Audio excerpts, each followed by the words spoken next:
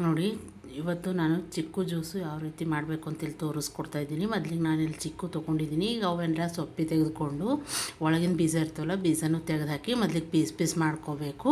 ಆಮೇಲೆ ಯಾವ ರೀತಿ ಮಾಡಬೇಕು ಅಂತ ನಾನು ಹೇಳ್ಕೊಡ್ತೀನಿ. ನೋಡಿ, ನಾನು ಚಿಕ್ಕು ಎಲ್ಲ ಕ್ಲೀನ್ ಮಾಡ್ಕೊಂಡಿದ್ದೀನಿ. ಮೇಲಿನ ಸೊಪ್ಪಿ ತೆಕ್ಕೊಂಡು ಬೀಜ ತೆಗೆದಾಕ್ಬಿಟ್ಟು ಎಲ್ಲ ಪೀಸ್ ಮಾಡ್ಕೊಂಡಿನಿ. ಈ ರೀತಿ ಚಿಕ್ಕು ಮಾಡ್ಕೋಬೇಕು. ಆಮೇಲೆ ಸಕ್ಕರೆ ಸ್ವಲ್ಪ ಜಾಸ್ತಿ ಹಾಕಕ್ಕೆ ಹೋಗ್ಬೇಡಿ ಸಕ್ಕರೆ, ಯಾಕಂದರೆ ಇದೇ ಹಣ್ಣೇ ರುಚಿ ಇದ್ಬಿಡ್ತದೆ. ಜಾಸ್ತಿ ಹಾಕ್ಬಾರ್ದು ಸಕ್ಕರೆ.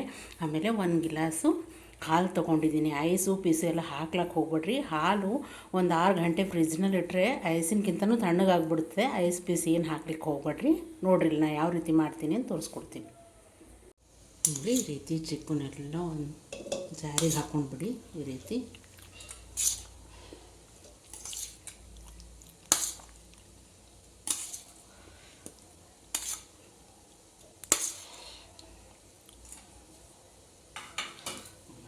ಸಕ್ಕರೆ ಸ್ವಲ್ಪ, ಆಮೇಲೆ ಸ್ವಲ್ಪ ಹಾಲು ಹಾಕಿ ಬಂದಿರಿ.